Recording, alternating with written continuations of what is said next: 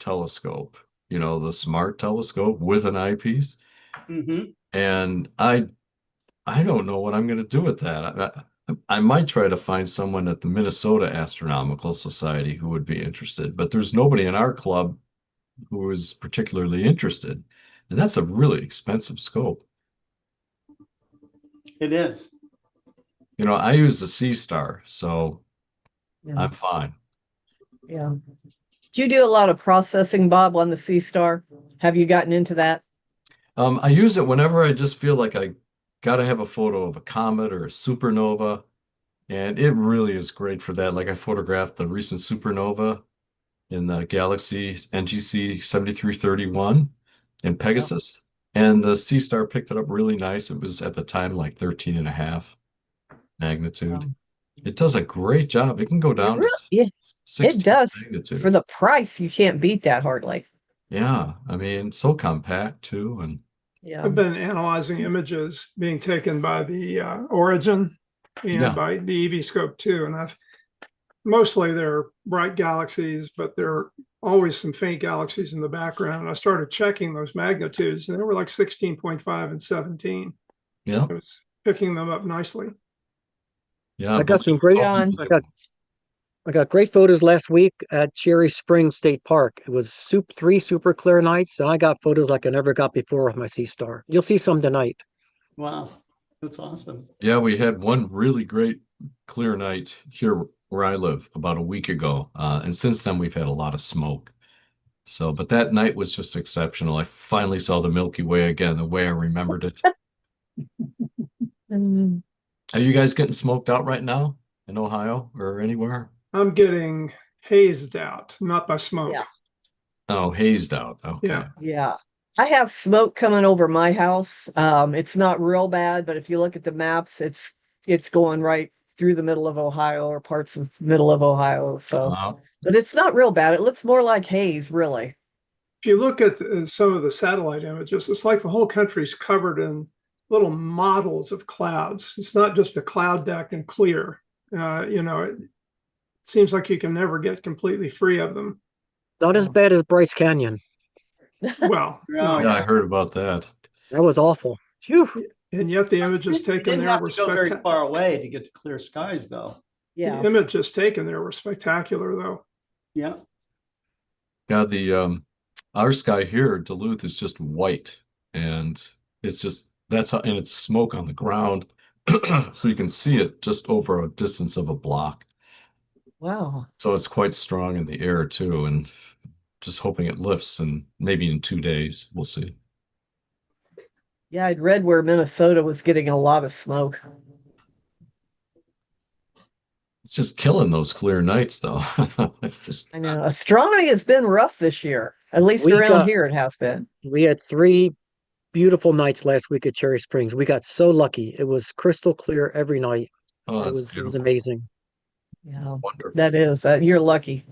Yeah, Yeah, we good got for really you. lucky. That's really one of only 4 easily reached areas in the east where you have excellent skies: Ozarks, and West Virginia, and Yep. northern Pennsylvania, and the Adirondacks, or northern Maine, but that's kind of Mhm. remote.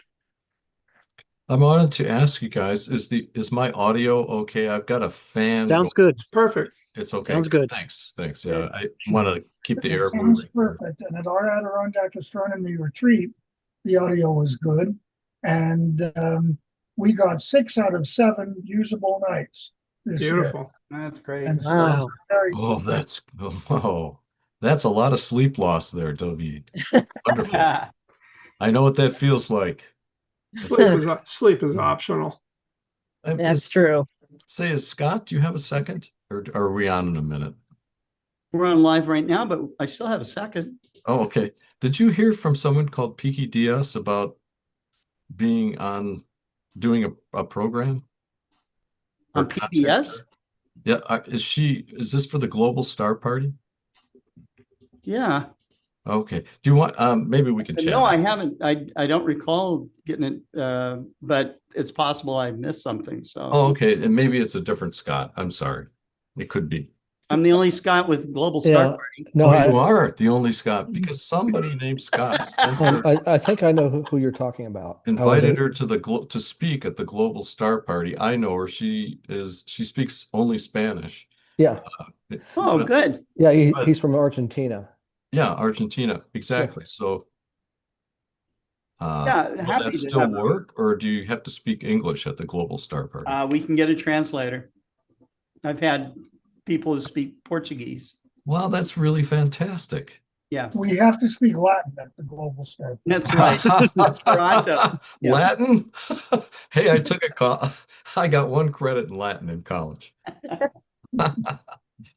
Speak Latin. Well, are you guys all set to go? Good, Uh, go, set, I'm set. I go. think so. All set. Okay. All right. Well, for those of you that are tuning in to the Astronomical League live program, this is the 51st edition with special guest Bob King. And we're going to bring on our host, Terry Mann, here in just a moment.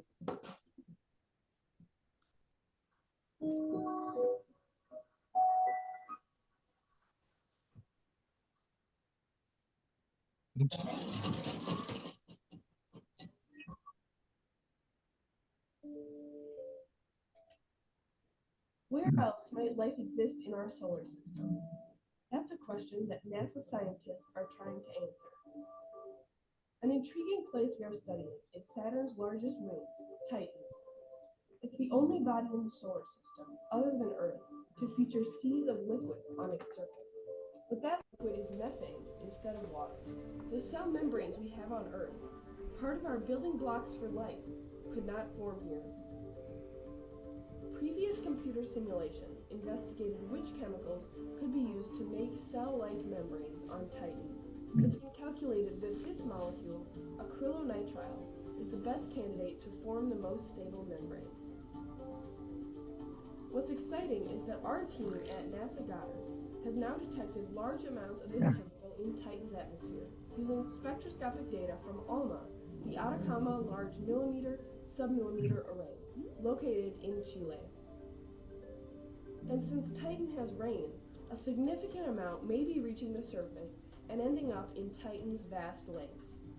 More research is needed, but by definitively detecting this astrobiologically relevant molecule on Titan, we are another step closer to understanding how and where life could exist in our solar system.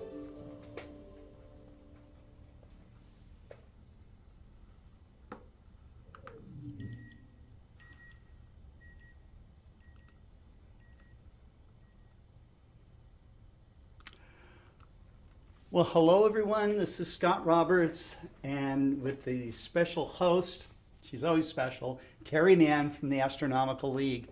Terry, I can't believe it's been 51 AL Live events, and it's been a real pleasure to be here at every one with you. So what's new with the Astronomical League?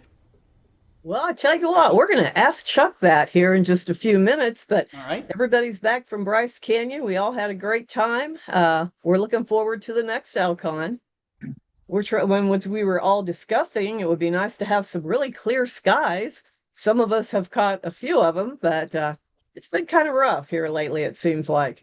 So without going into all the detail of our sadness over no clear skies or very few clear skies, how about if we start with David Levy? And thank you for being here. We missed you the last time. Well, thank you. Thank you. As I get older, I get a little more forgetful, but I'm here today thanks to Scott and you and Bob and all my friends here. And I have bad news and good news related to the poem I'm going to read to you. The bad news is that this noon, while I was eating my lunch, I heard that the Corporation for Public Broadcasting is shutting down because of lack of funding. And I just about lost my lunch over that. It's by far my favorite radio station. It's on all the time. And the thought of losing that is just so bothersome. So let's get to the good news. And there is good news. And that concerns not something that happened yesterday or today, but 65 million years ago. I think the most common theory of the extinction of 70% of all life forms on the planet Earth was not an election, but a impact over what is now the Gulf of Mexico, the Chicxulub impact, a big, big comet, possibly an asteroid, 10 kilometers in diameter that crashed into the Earth. The news right now is that the latest theory is that that might not have been the only one. There may have been multiple objects colliding with the Earth at almost the same time, Wow. very large ones. A crater in the North Sea, north of England, has been dated to about that time, and one date has it to precisely that time. Another one off the coast, the west coast of Idaho, dated. If this is the case, it is possible that Shoemaker-Levy 9 might have been a micro example of something very major that affected the evolution of life on this planet. And that is the good news for me. And for my poem today, it's very short. I go back to T.S. Eliot. In his 4 quartets, one of them was called Little Giving, and he says, "We shall not cease from exploration, and the end of all our exploring will be to arrive where we started and know the place for the first time." Thank you very much, Terry, and back to you. Well, thank you very much, David. We sure are glad you're here.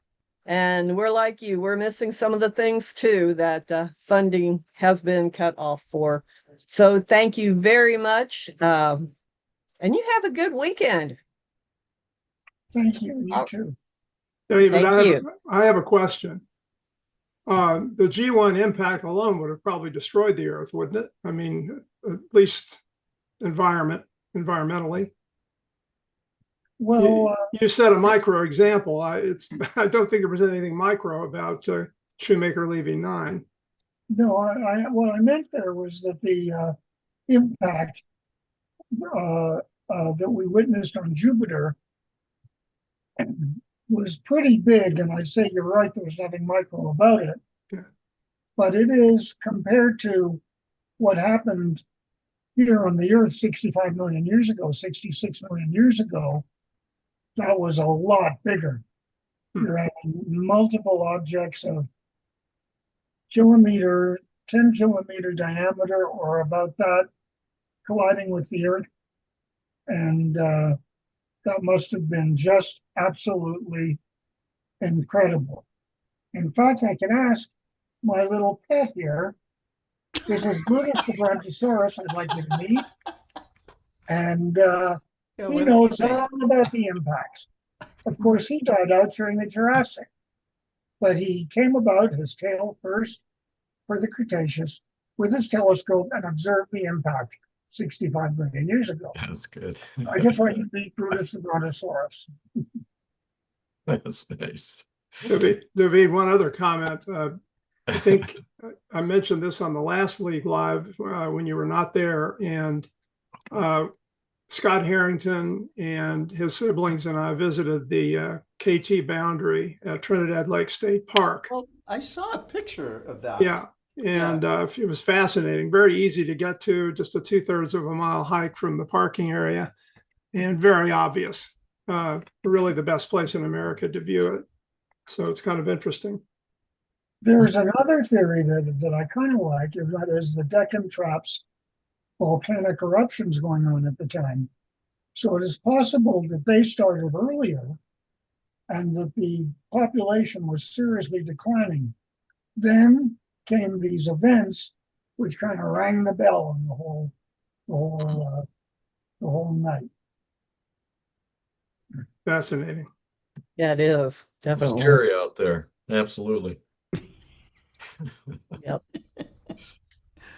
All right. With that, Chuck, you might as well just stay right there because we're going to Chuck Allen. And We're going to let you tell everybody what's going on in the league and whatever else is on your mind. Well, I have a few things to share from the convention.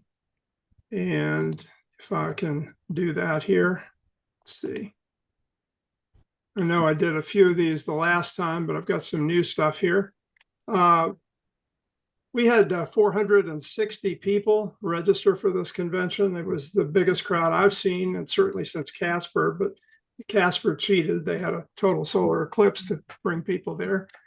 Those of you who've never been to Bryce Canyon, it's just a spectacular place. And you can hike down in these canyons, and of course you have to hike back out. You see a little haze here on the left, and that's from the forest fire, the wildfire that broke out about 5 miles west of Bryce Canyon. So we had to contend with that, but it really didn't interfere that much with what went on, including the astrophotography. A lot of the observing occurred at Rainbow Point at the very southern tip of the park, the highest point at 9,000 feet. And during the evening, sometimes the smoke settled down when the wind settled down. And Rainbow Point was excellent. I had the opportunity to observe with Mitch Glaze's 10-inch Dob at a location about 800 feet below this, and we had excellent skies there. Bryce Canyon entrance is just a couple miles north of Ruby's Inn, which is a fabulous hotel. If you ever go to Bryce, please stay there. General stores, ice cream shops, rock shops, hot tubs, pools, general store. It's really quite a place. And here's a little image of the old Western town across from the hotel. We had 15 vendors at this convention, and that is really nice to see because we've not had quite that many in recent years. Just a lot of interesting things to look at and interesting people to talk to. Our convention talks were given at Ebenezer's, a ballroom across the road from the hotel. And we had, I'd say, an average of 250 to 300 people for lectures during the day. This is the exterior as people filtered in for the banquet. We had a country and western show at the banquet as well, which was really good. They're extremely talented folks. And they performed every night there. And of course, we had it reserved for the banquet, but on other nights, it's open to the public with food. And here's another look at that gathering. We had 5 of our youth winners at this convention, which is really nice to see because it gives them other young people to be around. Here you have our top 2 NIA winners, Julian Shapiro and Howard Jen, and our Horkheimer Daria Service Award winner, Jericho Keel. And all 3 of these individuals spoke at the convention and were big hits with everybody who attended. Maynard Pittendray, our executive secretary, received the GR Wright Award for service. And here's Julian Shapiro, along with Scott Roberts, who sponsors our NIA program and has done so faithfully since 1994. And without his support, I don't know if we would now be coming into our 35th year with this program, which has been just very, very well participated in and successful. And here's our runner-up receiving his award with Scott as well. And Claire Zhao was there. She won the Horkheimer Smith Service Award this year with outstanding contributions that involved a portable planetarium that she took around to underserved communities all over Washington State, among other things. This is Jericho receiving his service award. And he gave a wonderful talk, a very popular talk about the citizen science capabilities of the EV-Scope 2. These are a couple of our master observers that have been certified this year, but they came to the convention, so they got to receive master observer plaques from Aaron Clevenson over on the left there, one of our national directors. And here's the country and western show. And find Fettel. And I'd like to show you some of the award-winning images that we received during the course of award season this year. Michael Telesco's image of Hewitt 1, which is the largest planetary in the sky in terms of angular size, 2 degrees wide in sextants, but very faint. Here's Bonnie Ryder's image of the Milky Way rising over the VLA. Wow. And Suzanne Beer's wonderful shot of the Horsehead Nebula, and of course the Flame Nebula over on the left there. Mm-hmm.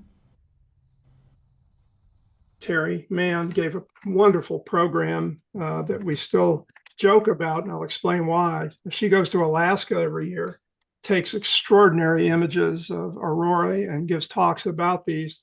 And she was giving a talk with spectacular images at the convention.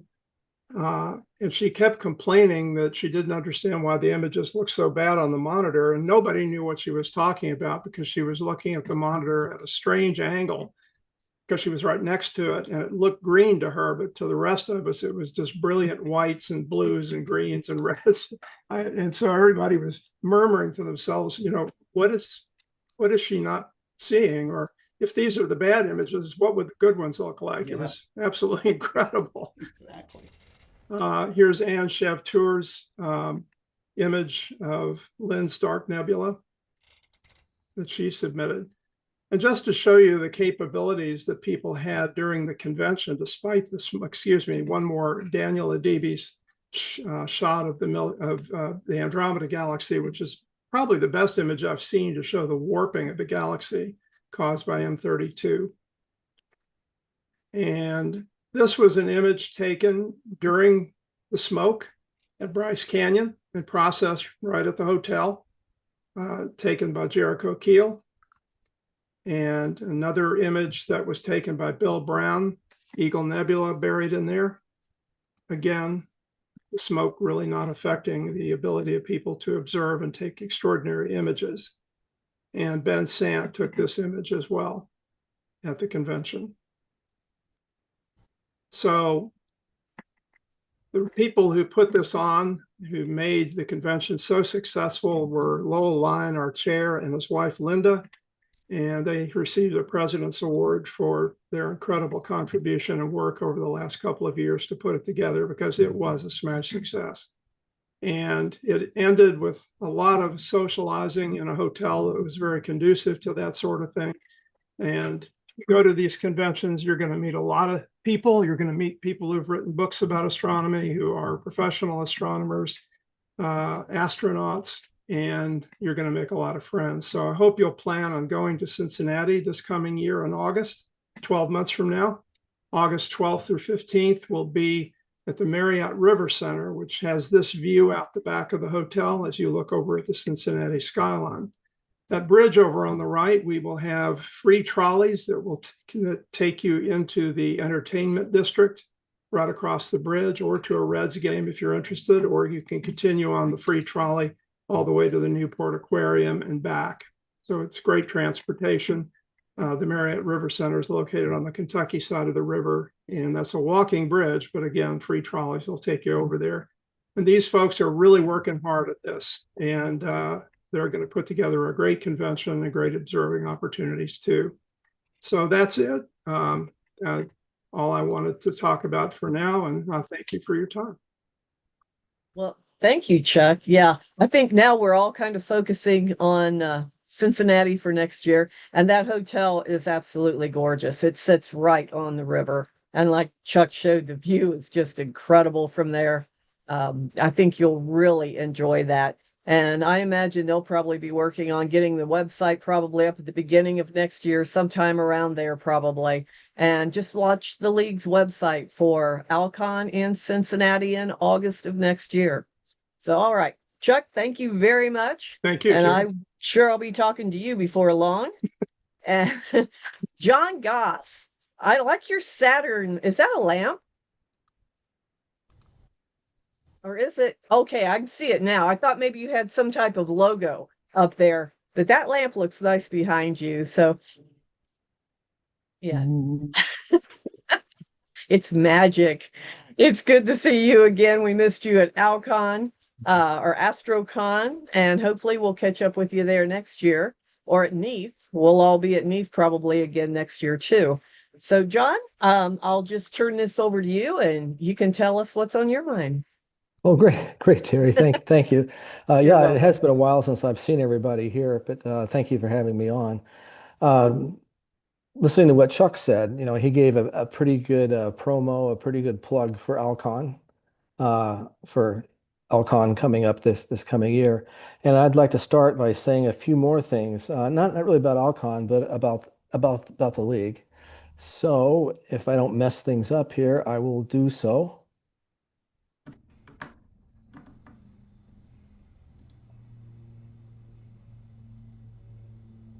I sure hope you all can see that. Yeah. Good, good. Well, obviously, if you come on this program, we're all going to be telling you how great the Astronomical League is. But I really want to emphasize that the league really gets it, what amateur astronomy is all about. And in doing that, it strives to bring the many different facets of amateur astronomy to you. For instance, I'm not going to go through all these because you can see there's a whole bunch of offerings here. But we do have the awards, we do have the observing clubs, we do have the Reflector magazine. Um, a number of other things there. Down on the lower left, I made up that logo for next year's Alcon. This is not the official logo. It will be changed, I'm sure. But just to get your thinking about it, we also have uh, postings on Facebook every other day. And that I'd like to discuss right now. Here are two recent posts, I guess from this past week. The one on the right is, you see that's in Spanish. We also have it in English. That just talks about the coat hanger cluster. So we like putting these things out there to try to get people to encourage people to go out and look for this stuff on their own and see the amazing wonders of the night sky. This coming week, I have another couple things coming up. I got Mars and the Long Goodbye. You probably are aware that Mars has been in the sky since January, December, pretty good sight. But over the past few months, it's not so much of anything anymore, and it still hangs around. So I have a little handout which talks about why it's still hanging around and just doesn't go away, but a long, slow death of Mars, at least until another year and a half from now. And of course, here we are in August, dog days of summer. And what's the astronomical significance of that? It's a little bit more than what you might think. But that's not why I'm really here. I'm here to talk a little bit about Saturn. This is Saturn night, I suppose, because I'm interested to see what Bob King says about Saturn, but he's going to cover a totally different topic than I am. We what's the big deal about Saturn? Why am I even going to talk about the retrograde motion, which I'll explain? Well, simply because that's a direct consequence of the world that we're standing on. And it is due to the motion, primarily due to the motion of our Earth, a little bit to the motion of Saturn, that causes this type of weird zigzagging in the sky of Saturn, as well as some of these other planets. But we'll focus on Saturn. So that's important to think about. Why talk about it? Well, because that's something that our planet is responsible for. So let's get right on this. So where is Saturn? Tonight. Well, not really tonight, tomorrow morning. Early part of August, you come up an hour to 2 hours before sunrise, you'll find Saturn high in the west southwest, and other planets are up there as well. Venus, of course, you can't miss Venus and Jupiter. On a plot describing the relative positions of the planets, where they are, I have one here of Mars, Earth, Jupiter, and Saturn, and where Earth is in relation to Saturn. And draw a line from Earth to Saturn. It happens to go right past Neptune and into the stars of Pisces. So it's if you're looking at Saturn, it's projected against the stars of Pisces, and so is Neptune. Okay, so again, another view. I don't know why I put this in there twice. Okay, so you're out there sometime after midnight. You look pretty much to the south, fairly high overhead, not overhead, but fairly high in the sky. You'll see the Great Square. Nice asterism to look at. Right below it is the circlet of Pisces.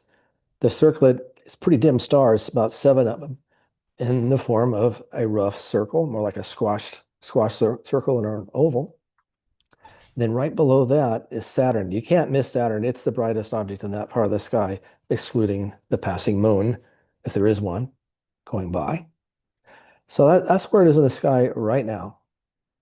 When I talk about the retrograde motion of Saturn, what's going on here? You see a little diagram of 3 different spots over the past few months and into November and beyond of orbit of the Earth versus the orbit of Saturn. The faster moving Earth catches and passes the much slower moving Saturn, causing this zigzag motion. So the zigzag stops at about on what I said, November 29th, which then it begins its regular so-called prograde motion. But this zigzag is really a direct consequence of the world you're standing on. The Earth is moving at like 18 miles per second. Saturn is moving at only 6. So the faster moving Earth catches up, passes Saturn, and from our point of view, causes it to appear to move backwards in the sky for a few months. And then finally, once we get far enough ahead, Saturn then appears to start moving forward in the sky again. So think about that. That is a direct consequence of the world you're standing on, sitting on, whatever, right now. So look at this a little bit closer. What I started thinking about presenting this talk, what I wanted to do was to give a little observing project. I encourage you over the next few months to go out and look at Saturn every clear night with binoculars. The green circles you see there, that's a typical binocular field. Look at Saturn, which is the blue line, at these certain dates and watch the planet pass certain stars. You have a 29 and 27 Pisceum. Then in October, I think that's what it says, it passes number 24 and 20 Pisceum.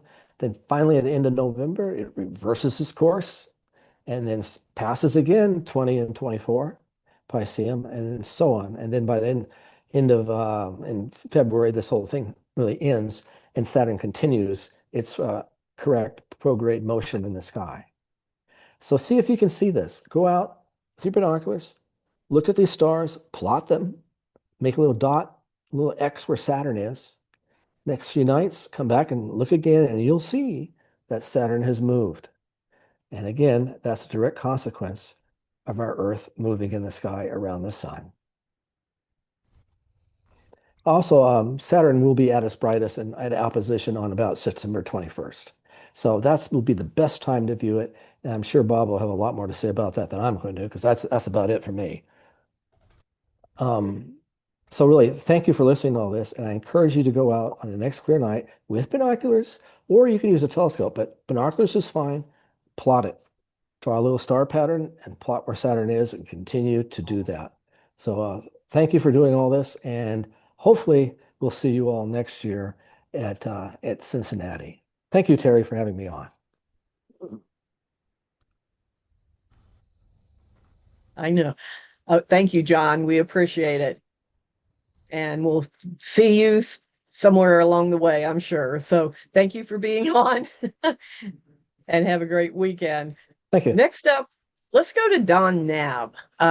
Don was out at Bryce Canyon with us, and we were all at the banquet. And just like Chuck said, you can catch up with all the friends you haven't seen for a while, and you enjoy yourself, and you'll meet new people too. So really consider going to Cincinnati.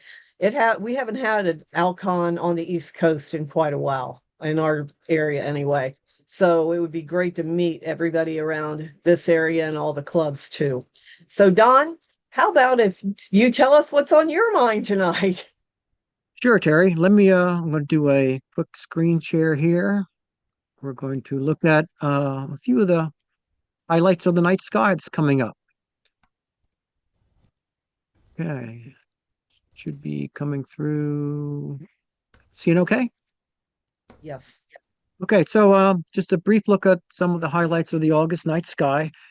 And I always like to highlight the guides that John Goss so kindly provides for the Astronomical League. And this is the main sheet that he puts out. This is a great sky map. I try to encourage all beginning astronomers to use this sheet.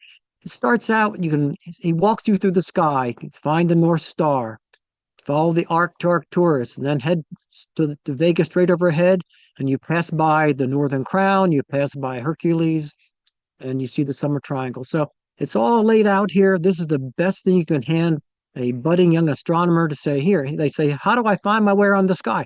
Well, here it is. This is a great way to find your way around the sky. And it's more than just this. John puts out, this is one that he just put out. This is for early risers. This is for 2 events that happen about 90 minutes before sunrise. It probably won't be me, but there are a lot of amateur astronomers that get up in the middle of the night to see these things. And then the other one I'll highlight, one of my favorite objects in the sky, especially to share with people at summer star parties, is the coat hanger. And here he gives you directions how to find it. And these are great things to hand out to people, to share with your club members, send to your family. How do you find them? It's easy. Okay, you go to the Astronomical League website, scroll down to the very bottom, navigating the night sky, and that'll bring you to this page. And here are all the handouts for August. It's a great resource. So what's happening for the moon this month? August 9th is the berry ripening moon. And yes, that's one of my berries. New moon is August 23rd. This is a little picture I took of a just past new moon, the smiley moon. Rupert Recta, I would like to point that out. It's a great thing to show friends and family in binoculars. But here's a new one. The eyes of Clavius. Tomorrow night, lunar sunrise in Clavius, the tops of the crater walls will catch the sunlight before the rest of the crater, and you'll see 2 white rings resemble a pair of eyes looking out from the shadowy crater floor. I don't have a good photo of this, but I am going to try to get one tomorrow night. But if you go out with binoculars, or better yet, a telescope tomorrow night, down here in the very bottom at the Terminator, you will find something called the eyes of Clavius. So I'm looking forward to seeing these things tomorrow night. Set up a telescope, set up a sea star to try to get an image of the eyes of Clavius. If I get one, I'll show you next month. Oops, one, two, click. So then on Sunday night, a great view in the sky, the moon, which is behind me in the skies. I can see it. You probably can't see it on your screen, but the moon will be less than a degree from Antares. So that'll be a nice sight to see. And can't forget the Perseid meteor shower. August 12th, Perseid peaks at a zenithal hourly rate of 100. The problem is we got a bright waning gibbous moon. I'm sorry, waxing. No, it'll be waning at that point. A waning gibbous moon at that point of the month. It's going to interfere with the peak in the early morning hours. So what I like to do is go out just after the sky darkens. If you see an Earth gracer Perseid, it'll be something you will never forget. They will go flying all the way across the sky because they're just skimming the atmosphere. So that's August 12th. Hope we have a clear night. I always go out, set my lounge chair up, and just look up and suck in some meteors. So the planets, Mercury is not easy to see right now. It'll be coming to the morning sky later in August. Venus is about 3 a.m. It's rising. And as John talked about Mars, Mars is hanging low in the west and will be for quite a while. Kind of hard to see. It's down in the what we call the muck near the horizon.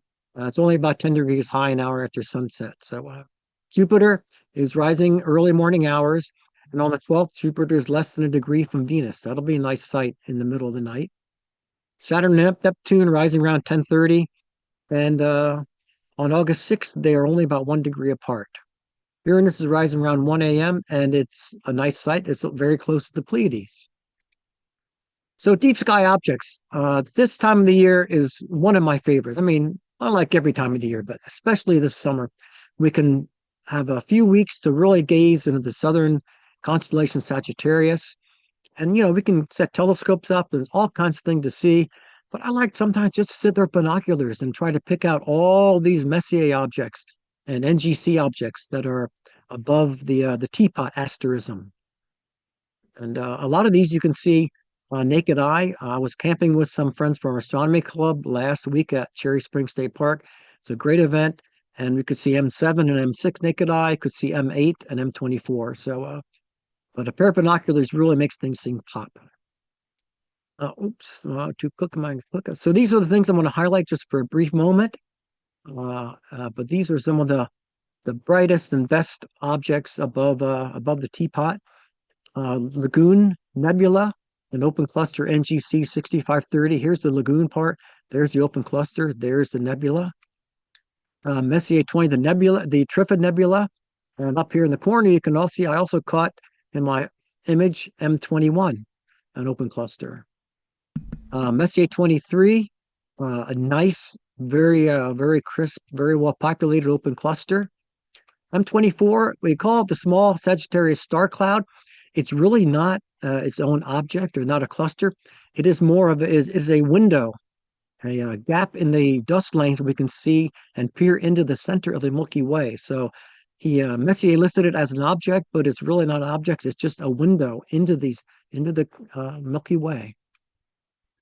Messier 22, this is one of the most fantastic globular clusters in the sky. Again, we had clear nights last week. I was able to get a really good image of M22. M25, a nice open cluster. This reminds me somewhat of M7, Ptolemy's cluster, similar in size and shape. And then we have the M16, the Eagle Nebula. And I know there's better photos than this, but this is one that I got. And where's the eagle part? Eagle part's right here in the middle. So I blew that up. And then the Swan Nebula. The swan, the swan is upside down. He's swimming upside down. There is the body of the swan. The head's up here. Again, with the clear nights we had last week at Cherry Springs, I got some great shots. So it was a lot of fun being together with friends. And the last, I'm going to close on a personal note here. 18 Scorpii. For today, 18 Scorpii is my favorite star. And you might say why. It's 18 Scorpii. It's only around 5 or 6 magnitude. It's a sun-like star. There's nothing you really will go seeking out.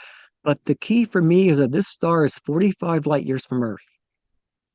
So the light that's arriving tonight on Earth left 18 Scorpii 45 years ago. So keep that in mind. Amateur astronomers, we love seeing the wonders of the night sky. But it's not just about observing. It's about who you're with when you're observing. Last week we were with friends. I made the whole event so much more special to be with dear friends to look at the night sky. But even so, for me, 45 years ago was the day that I was married to my wonderful wife, Barb. And she shares the night sky with me. There she is on the deck I'm on right now. I think we were looking at the moon one night before it got dark. And she'll even go out during the day when it's cold in the winter to look at the sun. And at night in the summertime, here's our C11 set up on our pier here on the same deck I'm on right now. And we'll hike in the mountains by the streams and we'll get to the top of the outlook. So that's why 18 Scorpii is important to me, because of 45 years ago that we got married. So get out there, enjoy it, find your favorite observing pal. And if you're lucky as I did to find one that likes to observe with me. So that's all I have for tonight. You, Don. You know what I noticed, and I guess I've really not paid attention. When you show the pictures off the sea star in the lower right-hand corner, it tells how long your exposure was. And I guess I've never paid attention to that. Yeah, it gives you the object and the time exposure. Yep. That's amazing. That really gives everybody a good idea of how long each exposure was, especially with the sea star, because I'm sure there's a lot of people that's just starting out with one of the EV telescopes. So it's interesting to see that. I've not paid attention until I started seeing your images go by. So thank you. I really appreciate your update on every month of what's in the sky and the images you're showing, because it gives us all a good idea about maybe what we're seeing and, how far away it is and where it is and what time it rises. So thank you very much. I really enjoy that, along with everybody else's talks too. Quite welcome. Thanks for having me on. Thank you. All right. Now we're going to get to our main event. And I have to admit, I have enjoyed Bob King I met him at Hidden Hollow Star Party. That's been quite a while back, I think, was the first time I really met him. And we have ran across each other at different events, and he's always speaking, and I have enjoyed every minute of it. Bob has got to be one of the best speakers around that knows so much about everything.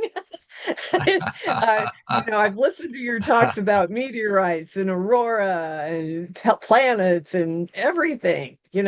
I really thank you for being on here. You are so multi-talented. I really appreciate it. Well, thanks. That's very nice. But just in case nobody knows you, I'm gonna read your bio just to give them an idea of who Bob King is. So Bob fell in love with the night sky and astronomy when he was a kid growing up in Illinois. And he loves to share his passion with people of all ages. And I can definitely testify to that. He writes for Sky and Telescope's website and magazine and maintains the AstroBob astronomy blog.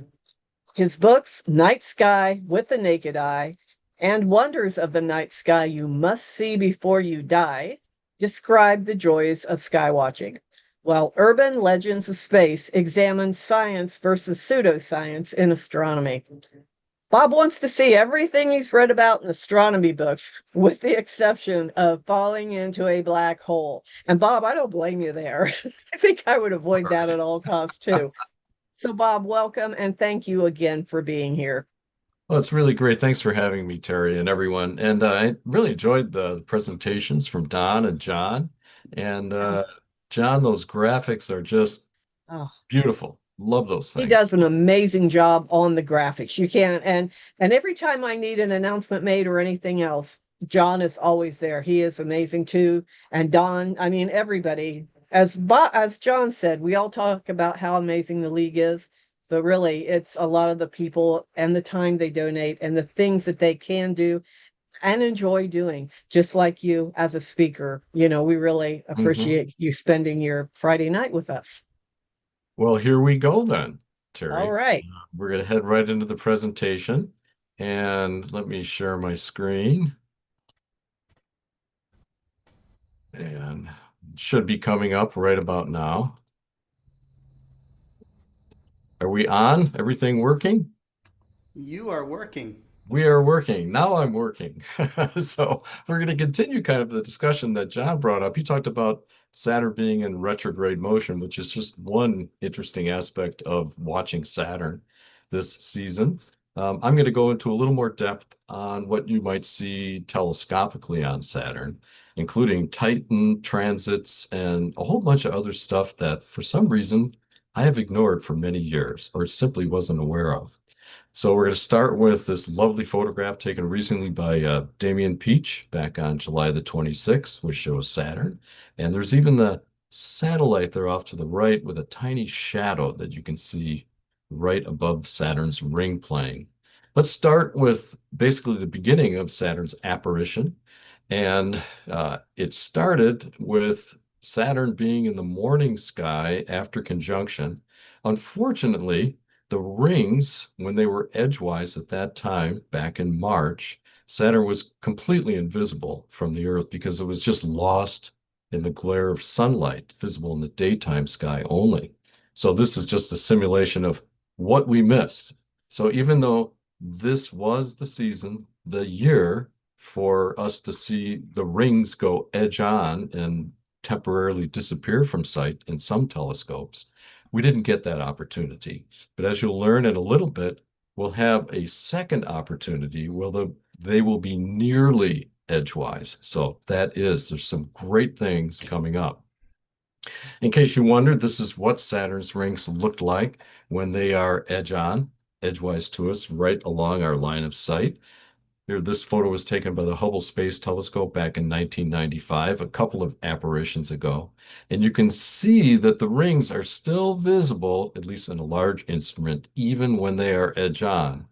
And that's because the rings are not, they're extremely thin compared to their length, their size.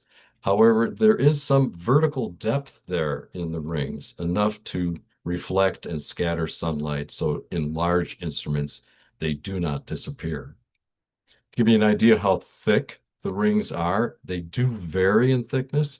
Roughly, in general, they're only around 33 feet thick, which is virtually nothing considered their vast extent. But in some places, that does vary up to about half a mile. And Phil Plait, who's an astronomer, came up with a wonderful analogy. He figured out that to scale a sheet of paper was 100 times thicker than Saturn's rings. And that was at the 0.5 kilometer estimate. So, in other words, they are thin. They're like plastic wrap thin, or even thinner than that.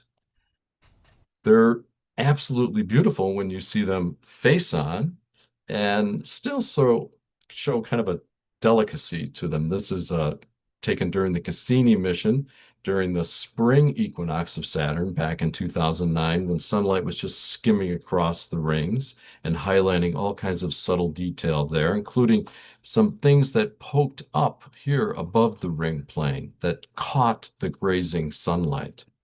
Here's another incredible image taken by Cassini at that time, where you can see clumps of particles. You can't see individual particles. Cassini did not resolve individual ring particles, but it did resolve these clumps, which, when they were struck by that equinox grazing sunlight, cast these fine shadows on the remainder of the ring plane. Just an incredible image. There are no pictures, as I said, of the particles or the chunks. However, we estimate that they range in size from dust particles, very, very tiny things, all the way up to objects maybe the size of a house, give or take approximately. And they're primarily made out of water ice. Now, after Earth passed through the ring plane and they disappeared back in March, we got to see the dark side of Saturn's rings. It's an interesting interval during which the sun, from its perspective, was shining on the north face of Saturn's rings.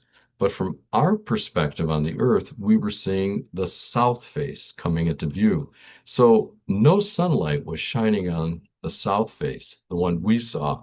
So the rings were, even though they were tipped open a bit, they were very, very dark. And it's amazing to me that Andy Casely was able to get these photographs of Saturn. This is on April 12th, when the ring plane was tilted just 1.1 degrees. And you can barely see them because they're not even illuminated by direct sunlight. In early May, the Earth and the sun finally, from, again, its perspective, the sun finally rose above the ring plane and began to illuminate the south side, the side that we're seeing right now. And so the rings became sunlit in early May, but they were still so narrowly tilted that they were very difficult to see. They were unbelievable in appearance, very thread-like, but they were lit by the sun. This was my first view. Now, maybe some of you struggled like me to see Saturn back in May. It was low in the southeastern sky. It was constantly caught up in twilight and increasingly later sunrises through the spring as we approached summer. So everything was against getting a good view of this planet. And I finally was able to see it on May 26th. The rings were inclined about 4 degrees on that date. And this is a drawing I created with Photoshop, just a very rough drawing, where they look like, it looks like a toothpick, but it looked even thinner than that to my eyes. They were just a very delicate, fine line cut through the planet. And there were 2 moons visible too, which I included, Rhea and Titan. So just to pull back for a moment before we go back in greater depth, but Saturn right now is in the constellation of Pisces, as John and Ron described, and it's going to remain there this summer and all through the fall and winter. And it's now rising right around 11 p.m. In fact, it's really the only bright planet easily visible in the evening sky. It's finally pushed into the evening. You don't have to get up at 3 or 4 o'clock in the morning necessarily to observe Saturn and its very narrow ring plane. So you could find it right below the Great Square, which will come in super handy when we're out there at public star parties. You could say, just look for the square and right below it, or you can use Saturn to locate the Great Square, Andromeda, and even go there to the Andromeda Galaxy. Saturn reaches opposition on September 21st, which is 1 day before the fall equinox, when it'll be on the same side of the sun as the Earth and in a line with the Earth and closest to us for the year. Close, of course, is a very relative term when it comes to Saturn, 808 million miles away, very distant. But the planet is so enormous that it still looks wonderful, even in a small telescope, and there is much to be seen. This was also brought up, but I'll go into it in just a little more depth. I call it the Neptunian bonus. We have Saturn and Neptune hanging out in the sky together. They're sort of doing a little close dance throughout the summer, all the way through the early of next year, 2026. And right now, Neptune is just about 1 degree to the northeast of Saturn. So every time you look at Saturn, you can just offset your telescope about 1 degree to the northeast, at least for the next month or two. And you're going to pick up a second planet in the distance, a blue-colored planet, Neptune. Here are a few things to look for, whether you're a new Saturn observer, maybe you've been looking at Saturn for many decades, but I try to keep a list of things to remember to check when I observe Saturn.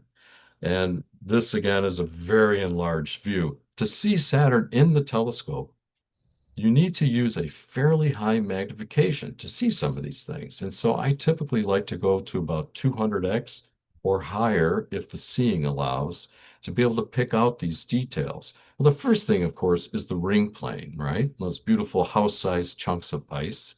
And then they cast a dark shadow across the planet. And you can see that shadow right away. It looks like a stripe across Saturn. This over here to the far left and right, remember Cassini's division? Back when the rings were tipped open, you could see that division between the B and the A and the B rings. There's a gap there. But honestly, because of the narrow tilt, I've yet to see Cassini yet this spring and summer. I think that we may have to wait, many of us will have to wait until next year before the rings open up enough and that gap shows up again.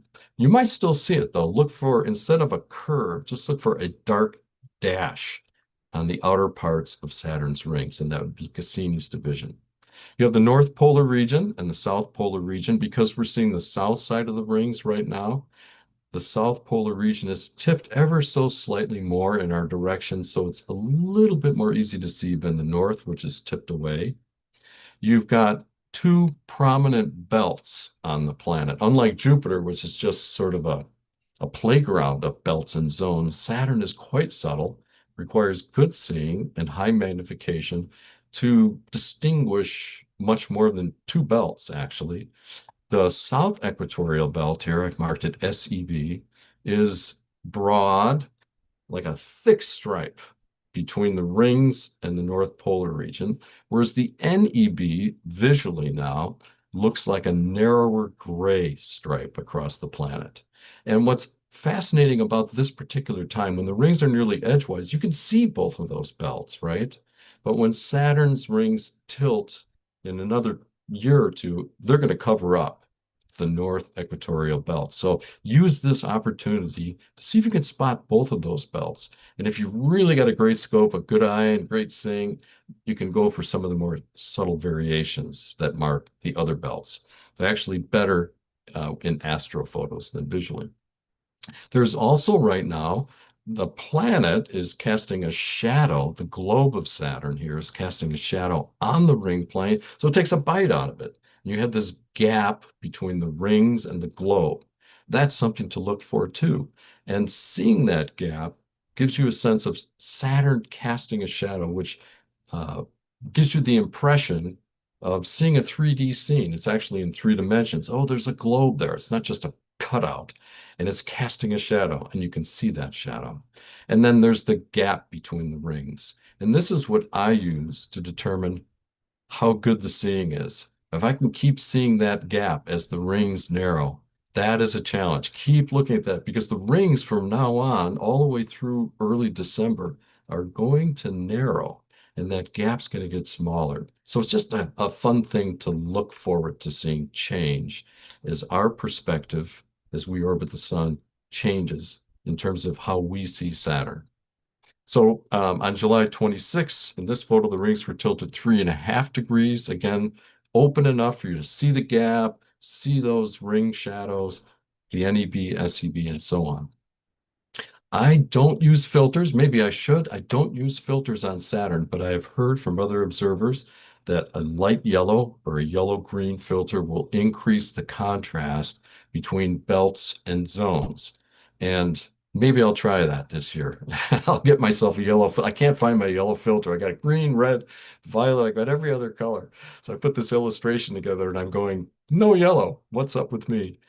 So try that. And because again, the gradations are subtle when it comes to seeing details in Saturn's belt. So a filter may help.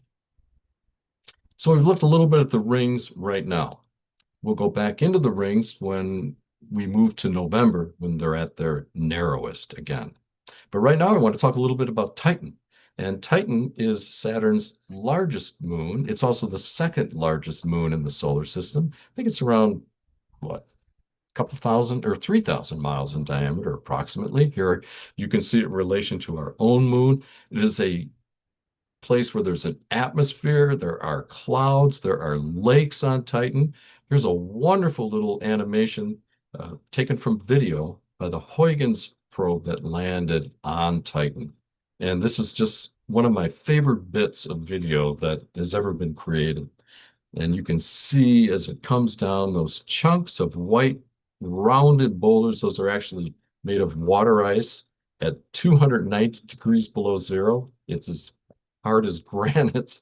Titan is loaded with lakes, beautiful lakes. I don't think you could water ski on them because they're made of liquid ethane and liquid methane. Very cold place, nitrogen-rich atmosphere, unusual place in the solar system, potentially a habitat for life.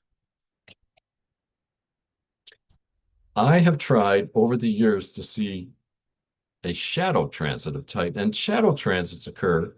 We've seen them at Jupiter. You see the satellite move in front of the planet, and it casts a shadow on the cloud tops of Jupiter. Well, the same events occur at Saturn, but there's only one moon at Saturn that's really large enough to cast an obvious shadow visually. And despite my best efforts, it wasn't until July 2nd this year that I saw my very first Titan transit. And this is a photograph of it taken by Eric Harris. And here you see Titan off to the right, and it's casting its shadow on Saturn's cloud tops.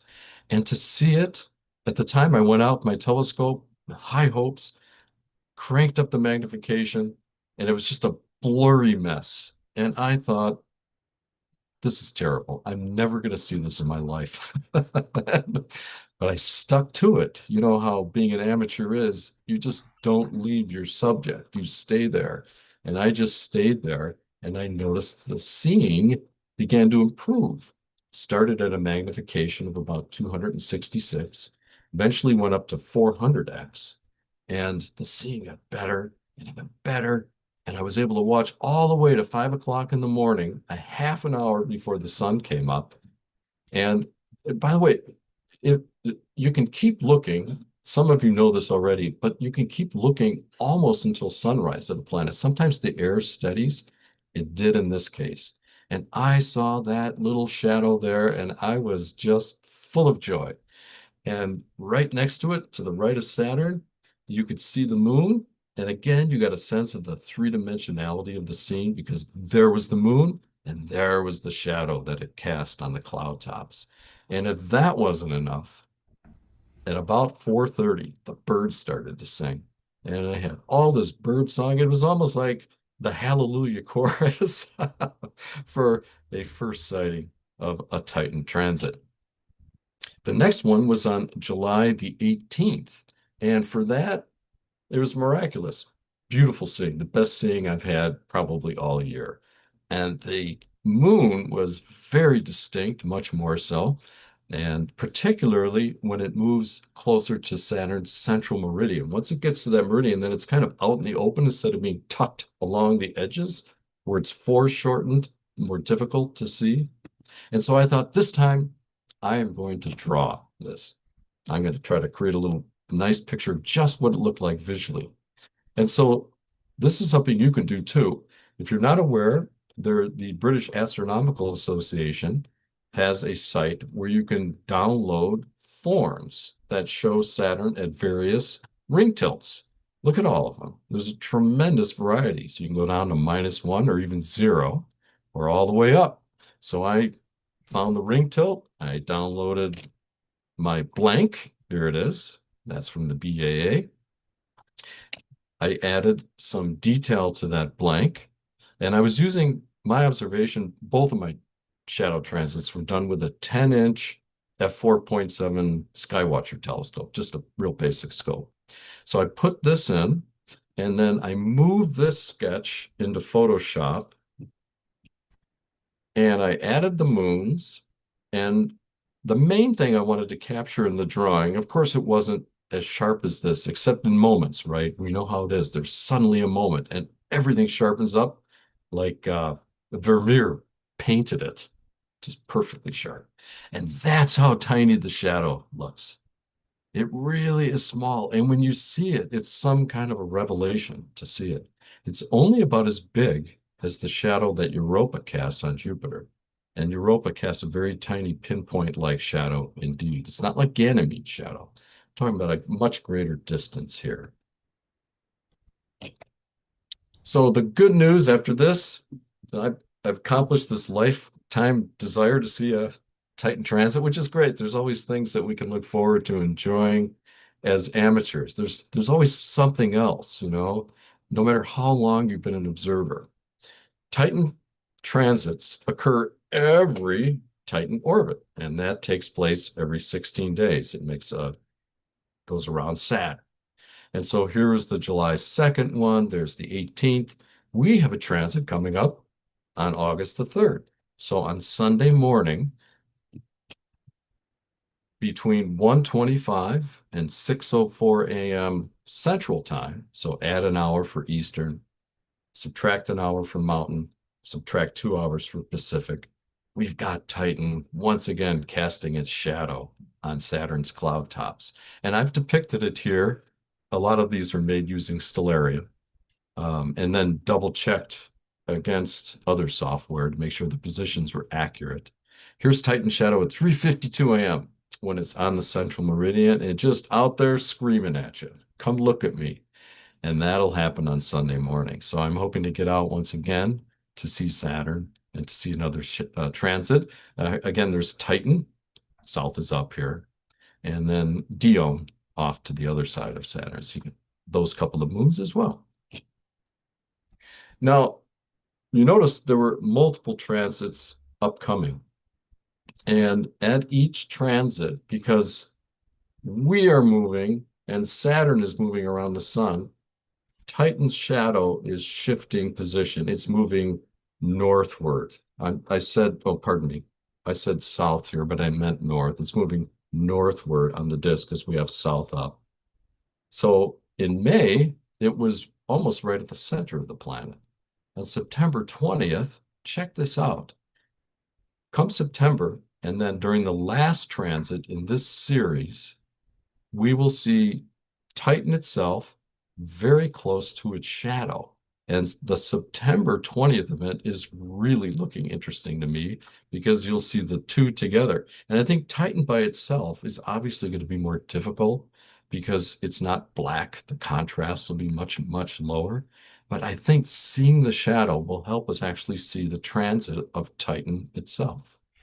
So these, from that list, those are the remaining transits, the last one being on October 6th. After the 6th, the moon itself will transit the planet, but the shadow will be off planet into space. So that'll be it until the next series of transits. I'm not sure I have this kind of time, but that won't occur until the year 2038, 2039. So it's a long ways from now. So I hope that you'll be able to get out at these times and enjoy seeing one of these transits. You can simulate exactly where Titan and its shadow will be by downloading this software. Some of you may be familiar with it already. It's called WinJupos.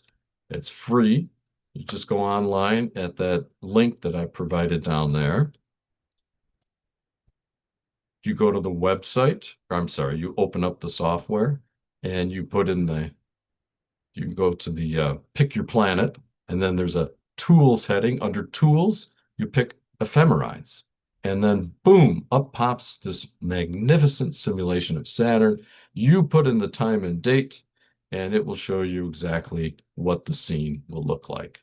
So I would recommend, if you don't have it already, to get WinJupos. And you could use it for other solar system bodies too, not just Saturn. What about other shadow transits? Can we see any of those? I think someone may have seen a Rhea or an Iapetus shadow transit, but I have not. You can see the difference in size here. Look at that. There's Rhea, just a pinpoint, and down here is its shadow. Visually, this is probably off the table for many of us, but photographically, not necessarily so. As you saw in Damian Peach's image, it is possible to record other shadow transits on the planet. And this one is of Rhea.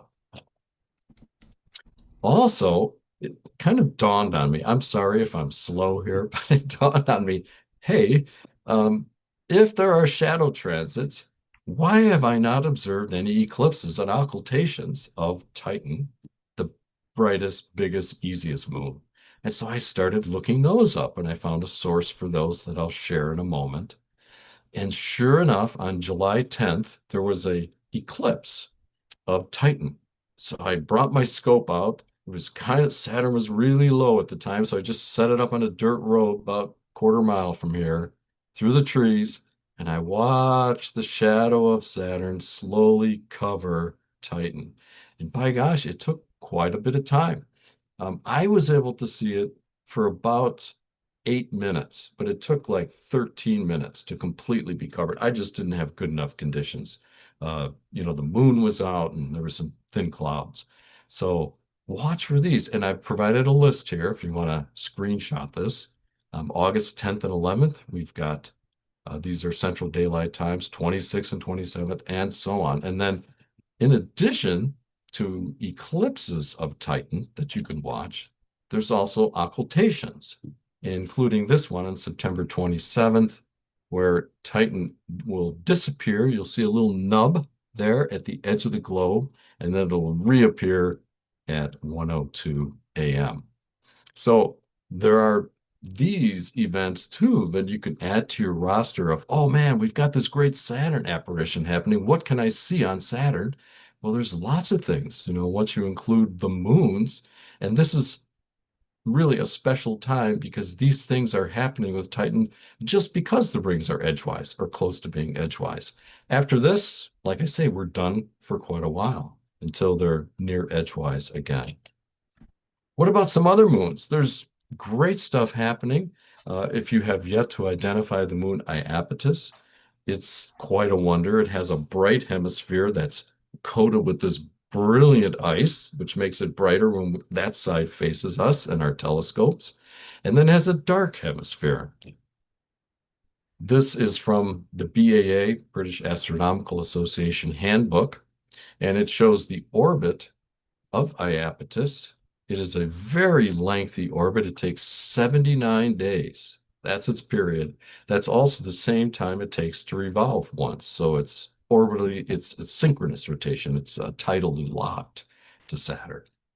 And that is part of the reason why one hemisphere is dark and the other is icy. So here we have at greatest western elongation, Iapetus will be at its brightest because that icy hemisphere is facing us, and that occurs on August 30th and around. It's not just one day. So anytime around there, you're going to see it at about 10th magnitude. And then eastern elongation, weeks later, months later, it will be a couple of magnitudes fainter. And it's wonderful to be able to experience this change of geology or change in appearance just from your own telescope right in your yard. Then there's Hyperion. Oh, always problematic Hyperion. Quite faint, often lost in the glare of Saturn. All right, this is a 14th magnitude moon.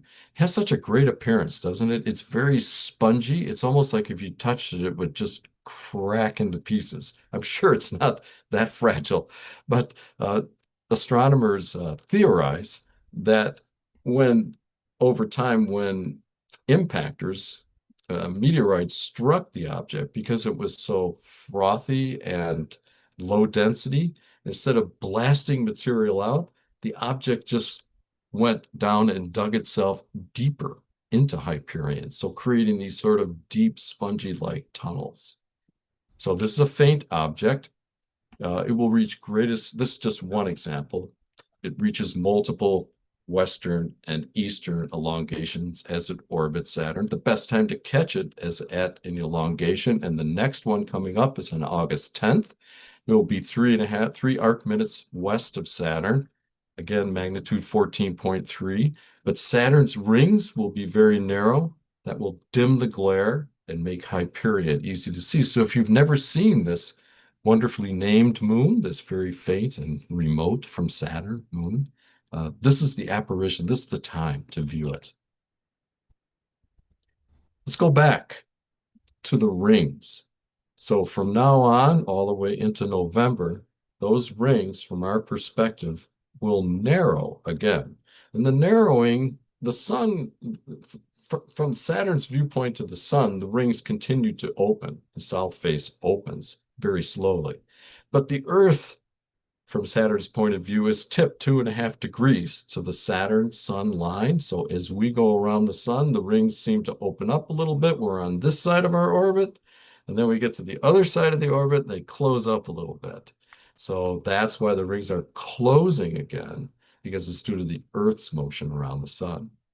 So check this out. The south face will be visible at just 0.37 degrees inclination. That is doggone close to edge on. And it should just be a spectacular sight. Hopefully all of the wildfire smoke will be done by then. I'm sure it will be. And we'll get some great views. The other thing that happens when the rings are so close to edge on is that you get the Jupiter effect. You know how Jupiter's moons all kind of line up on either side? Well, for a short time, the same thing happens with Saturn. So you see this unique, for Saturn, it's unique, right? Because it's tilted so much more. Its axial tilt is so much greater than that of Jupiter. So November 23rd is when the rings will, right around there, will be at their minimum inclination. And this persists from mid-November all the way into early December. So we have several weeks to be able to catch this wonderful sight. And by the way, I've found that the best software for determining ring inclinations is Guide. If you're interested in that, I use Guide to determine, that's by Bill Gray's software from Project Pluto. It really, it's very simple and very accurate. So what else can you see when Saturn's rings are virtually gone? Well, heck, you get all that glare out of there. Once again, that helped with Hyperion, as you remember. But it really helps if you want to deepen your search to the inner moons of Saturn, those that are really close to the planet, that generally are always lost in the glare. And those include Mimas, over there on your left, which is magnitude 13. Hey, would otherwise not be a problem, wouldn't, if it was around a fainter planet. But Saturn's glare really overwhelms it. Or Enceladus, and that's at magnitude 11.8, 12 magnitude. So both Mimas and Enceladus will be at greatest or close to greatest eastern elongation. Again, those elongations are your key times to look for these happenings. And I have one here right around the time of the narrowest ring tilt, 7 to 7:30 p.m. Central Time on November the 25th. I'm hoping it's clear that night because I've never seen Mimas. I've seen Enceladus and Tethys, sorry, but I've not seen Mimas. I'm crossing my fingers. And this is another scene here on November 24th, where you have the moons kind of lined up with Titan and so on, and Enceladus and Mimas and Dione. I get the information on these elongations because you're probably wondering, well, how do I know when it's going to be at greatest elongation? When is the best time? What about these times for Titan transits and other things? One of the best sources for this information is the BAA's handbook, and this is the 2025 version. I've got one coming in the mail right now, but you can, there's the website there, and I don't have any connection to the BAA, just so that you know. But I did discover an online source for this. It comes with a lot of ads all around it, but you can scroll through a digital version of this handbook at the URL that I'm showing there. It's on scribed.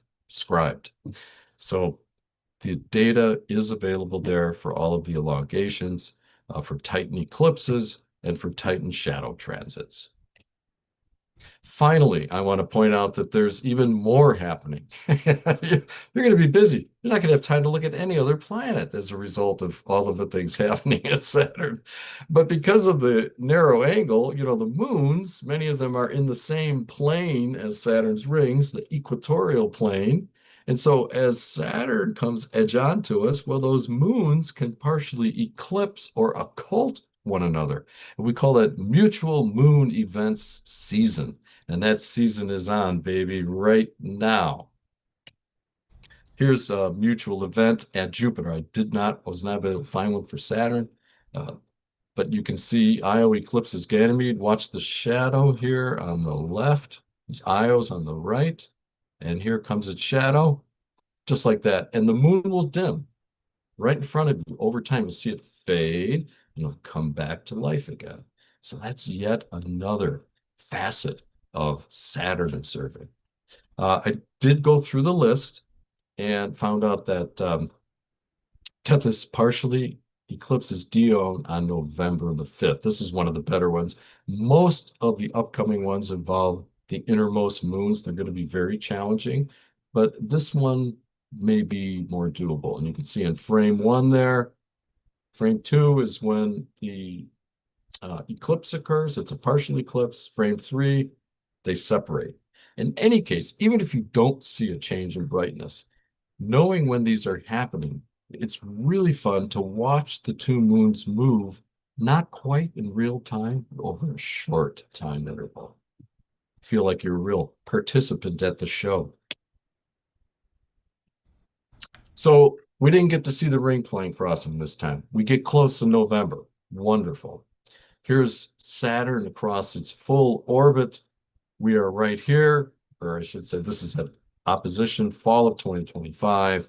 The rings will be tipped open. That's winter for Saturn in 2032, spring in 2038. This is the next time we'll get a shot at that equinox in 2038, 39. And we will be rewarded for our patience. Instead of getting 0 ring plane crossings, we're going to get 3. So stick around, stay with us, and you could have one heck of a great time observing that. And I leave you with this photo. Some of you, I'm sure, have seen this before. This is one of my very favorite pictures. I love photographs of the Earth taken from other places in the solar system. This was done by Cassini on July 19th in 2013.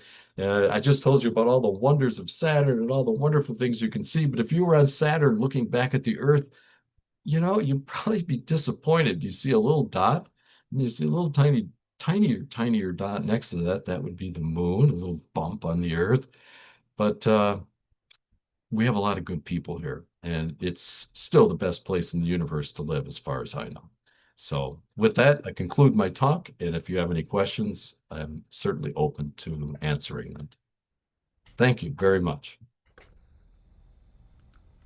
Thank you, Bob. If anybody's got any questions, just let me know or let Bob there's know. a couple of comments here. Alan Dyer was watching on YouTube, and he said that Bob's chart of transit times at S&T is great.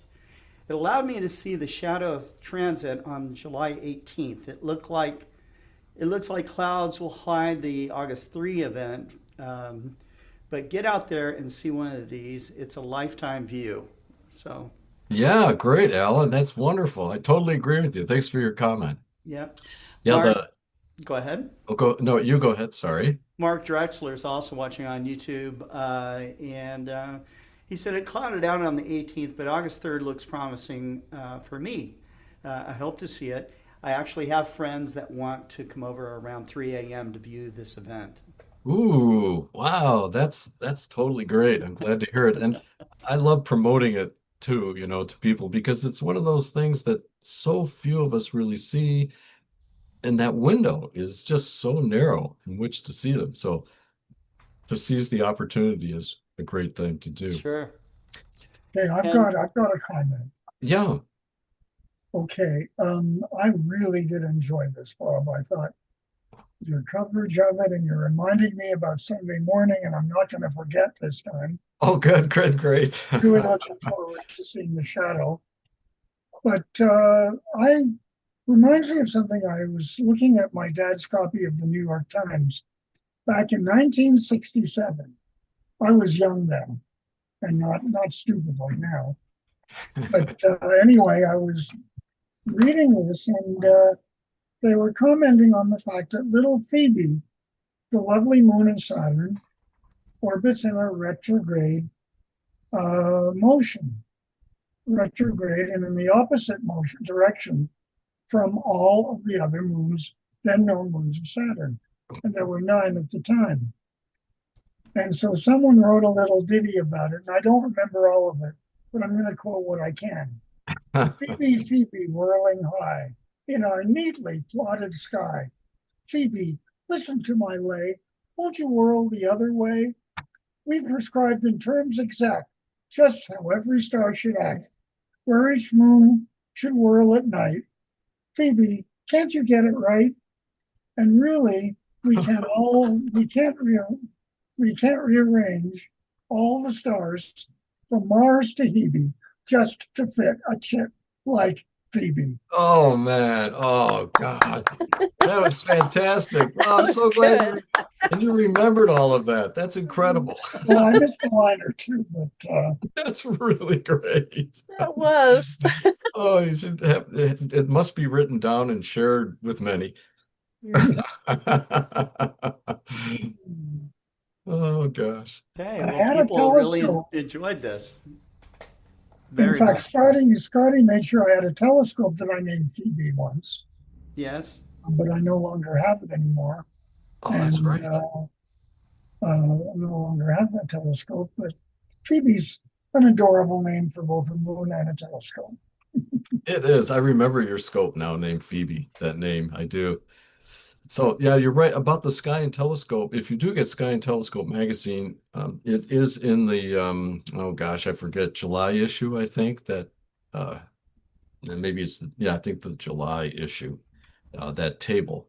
But if anybody needed me to go back so that they wanted to take a screenshot of it, I'm happy to do that. Yeah, just Google a Titan shadow transit, and you'll find the S&T article Oh, on good. Google. Okay, great. All right, then we're all Titan good. shadow transit. Just Titan Google shadow. that, look for an S&T article, and you'll find it. All right. Thank you, Chuck. Well, Did you have something else? uh, says, hi, Bob. Jim Presley here, or Peasley, excuse me. Yeah. Thank Oh. you for sharing this wonderful information. James is watching on YouTube. Dan Garrett is watching on Facebook, said great presentation. And Alan Dyer came back in saying, bravo, great talk. So, Wonderful. Well, you guys, thank you all of who commented. Thank you for those very kind comments, and all of you, thanks again for having me here. It's always a pleasure. I appreciate it. Bob, we are so grateful that you are here. I was going to say, Chuck Allen and I both were at the Indiana Family Star Party last Saturday, and Chuck gave an amazing talk on the observed programs there. And the Saturn transits came up, and there's a lot of interest by a lot of Yeah. visual and imagers that really watch these transit and do amazing work. I saw a few pictures while I was there, and and I love that 3D view of when you can see the planet and the transit. It just kind of brings the whole picture to life to me. It Do does. It makes it a real living, you're in there in Yeah, the moment. And I that first transit I saw, Terry, I stayed with it so long. At first I thought, would I get bored? But I fell into it so deeply that I was there, I yeah, don't know how to describe you where you're observing and you're in flow.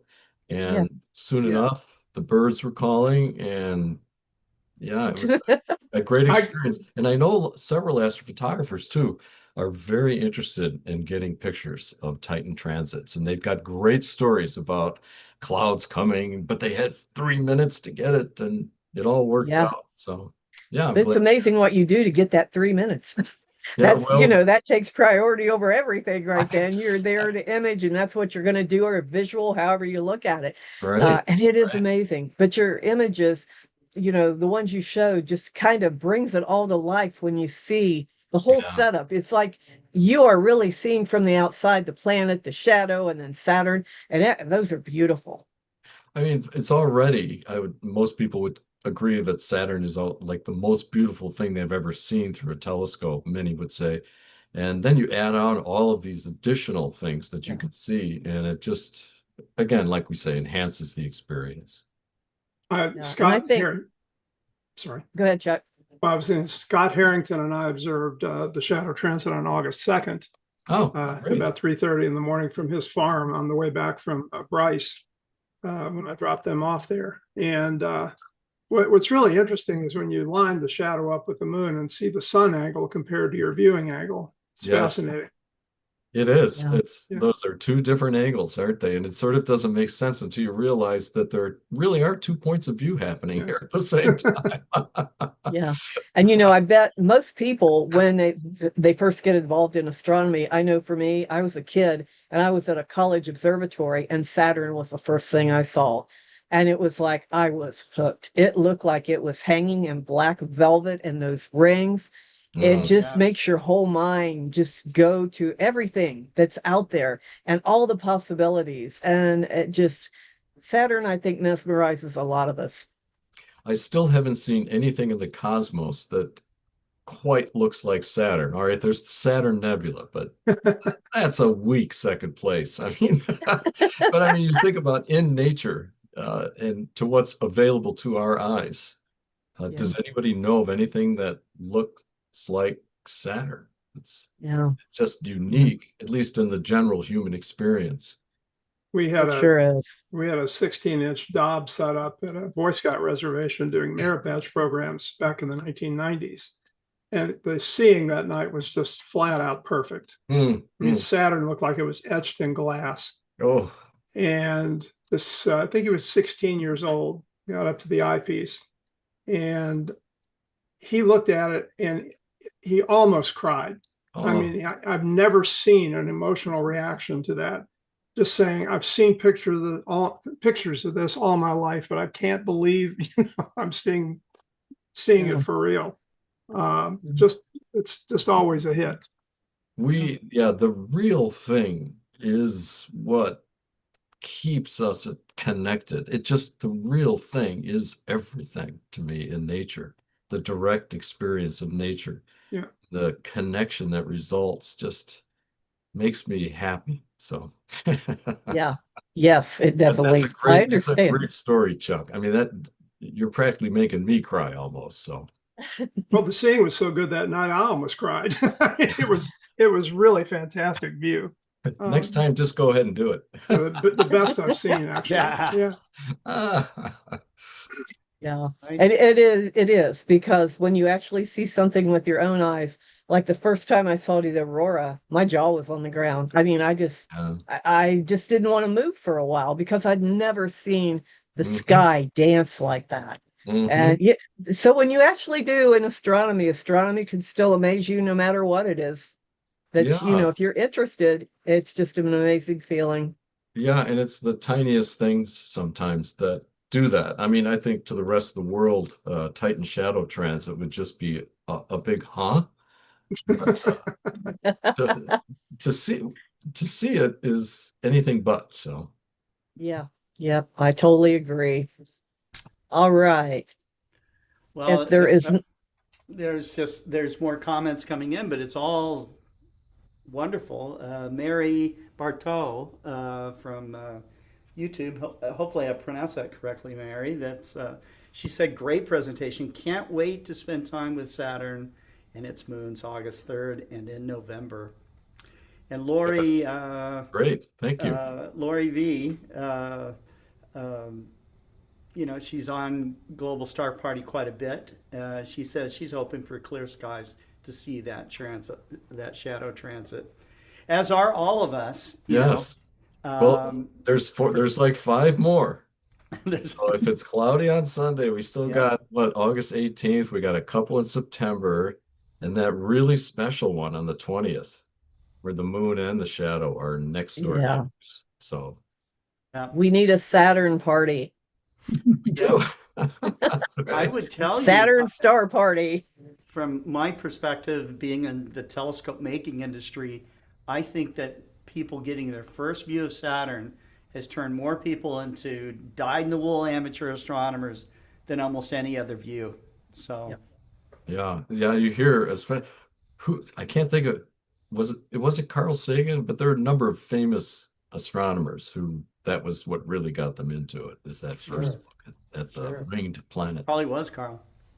Probably so. It's such an incredible thing. So, Yeah. all right. If there is nothing else, thank you all. And I would like to go back to Don Knabb, and I would like to wish him and Barb an amazing anniversary. And thank you both, because I understand you actually did your anniversary dinner last night, so you could be here tonight. That's And right. We did.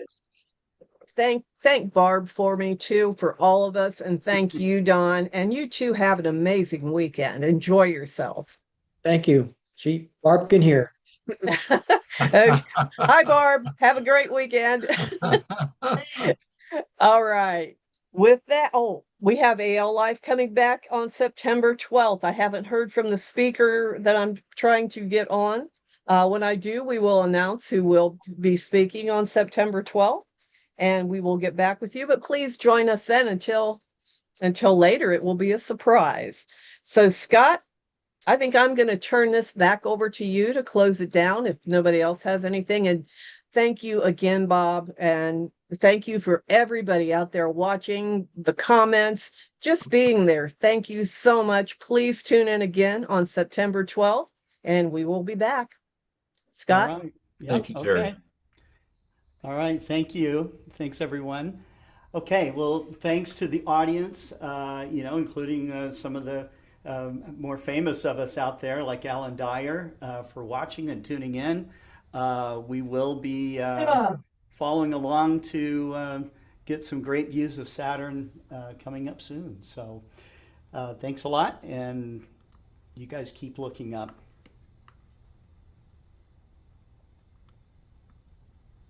If I can just learn how to close this out. Here we go.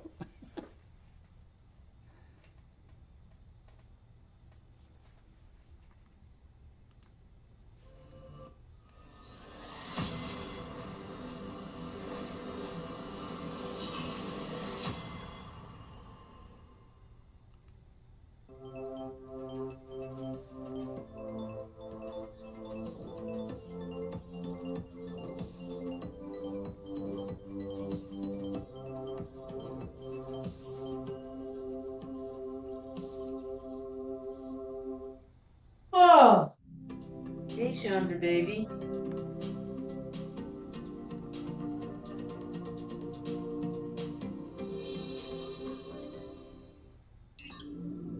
Mhm.